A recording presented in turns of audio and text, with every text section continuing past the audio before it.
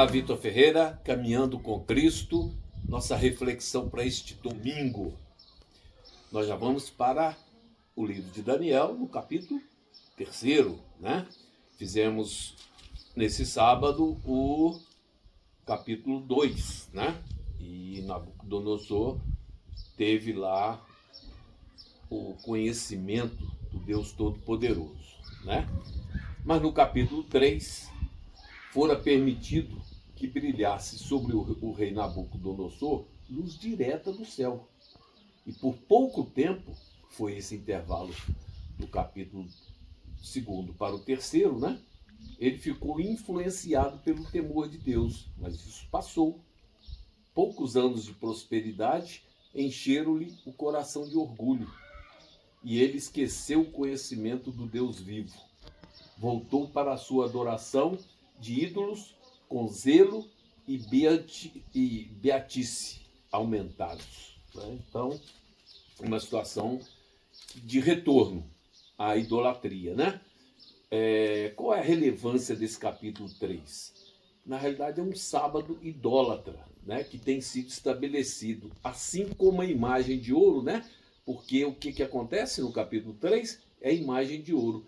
Nabucodonosor fez uma imagem de ouro cuja altura era 60 côvados e a sua largura 6 côvados, e ele a ergueu na planície de Dura, na província de Babilônia. Côvado é mais ou menos 45 centímetros, tá? É essa medida do braço aqui, ok? Né? Então, e do mesmo modo como Nabucodonosor, o rei da Babilônia, emitiu um decreto no qual todos os que não se curvassem, porque aí você vai ler o capítulo, e eu estou fazendo aqui um relance sobre o capítulo, né? Todos que não se curvassem e adorassem a imagem fossem mortos. Assim também, no futuro, né? E muito breve, haverá uma proclamação na qual todos que não prestarem reverência à instituição do domingo serão punidos com prisão e morte. Né? A história se repetirá. A religião falsa será exaltada. O primeiro dia da semana, um dia comum de trabalho, que não possui santidade alguma, será estabelecido como foi a estátua de Babilônia. A todas as nações, línguas e povos se ordenará que venerem este sábado espúrio. O decreto impondo a veneração desse dia se estenderá a todo o mundo. Isso é fato, é o que vai acontecer, né? Então, logo em seguida, ele, depois de conhecer a Deus, poucos anos depois, o poder de Deus, ele faz uma imagem de ouro, né? E é aconselhado aí pelos sábios, né?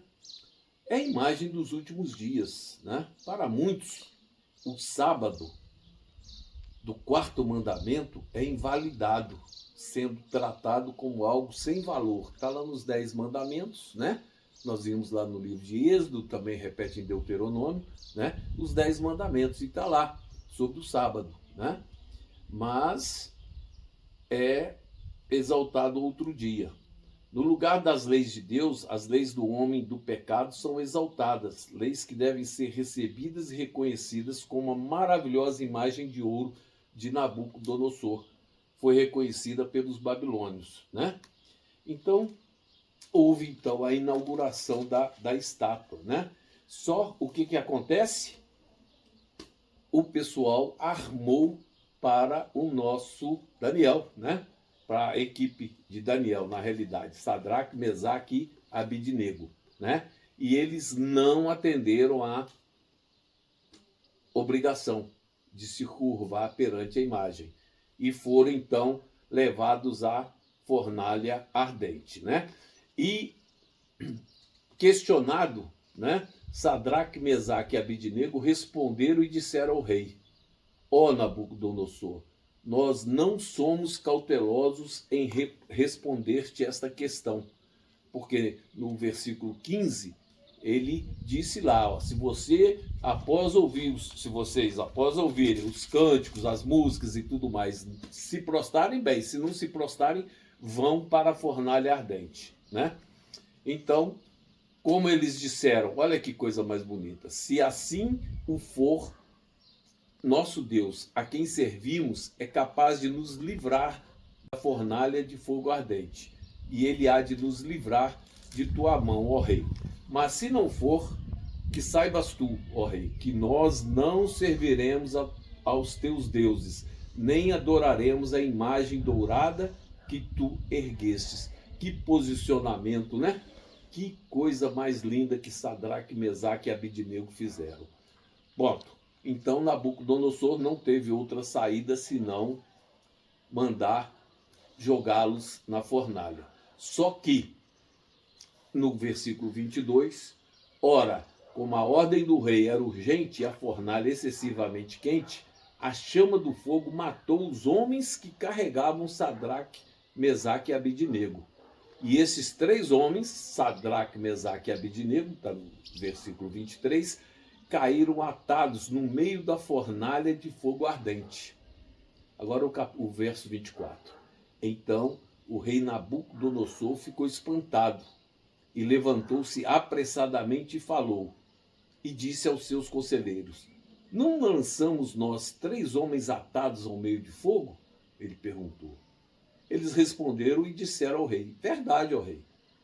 No versículo 25, Nabucodonosor disse, ele respondeu e disse, eis que eu vejo 4 homens soltos caminhando no meio do fogo, e eles não têm ferimento, e a forma do quarto é semelhante ao Filho do Deus Altíssimo, né? Então, o que é que nós podemos ter aqui? Como Nabucodonosor sabia que a forma do 4º homem era do Filho de Deus? Como é que isso poderia acontecer? Ele havia ouvido sobre o Filho de Deus por meio dos cativos hebreus que viviam em seu reino.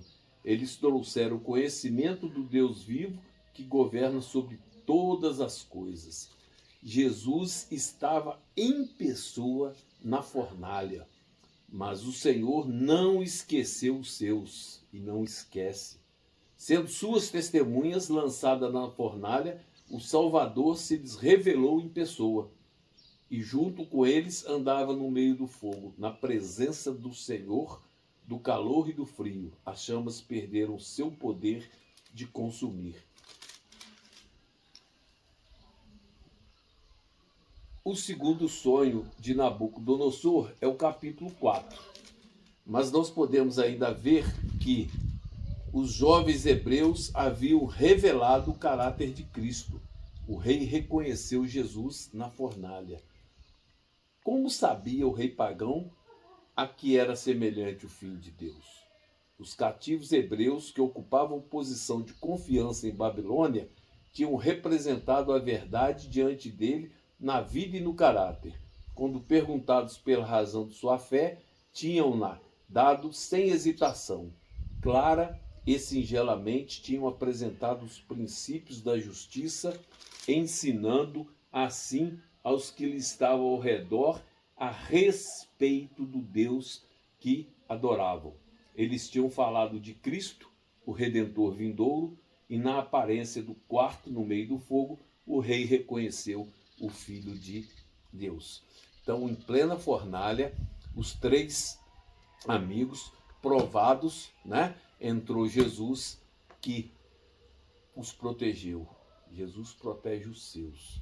E foi mais um exemplo, uma lição para Nabucodonosor, né? E o versículo 30, o último versículo do capítulo 3 diz lá: então o rei promoveu Sadraque, Mesaque e Abidnego na província de Babilônia e fez um decreto no versículo anterior que todo povo, nação, língua que fale qualquer coisa errada contra o Deus de Sadraque, Mesaque e Abidnego seja cortado em pedaços e as suas casas sejam feitos monturo, porque não existe nenhum outro Deus que possa livrar dessa forma. Quer dizer, ele reconheceu mais uma vez o poder de Deus.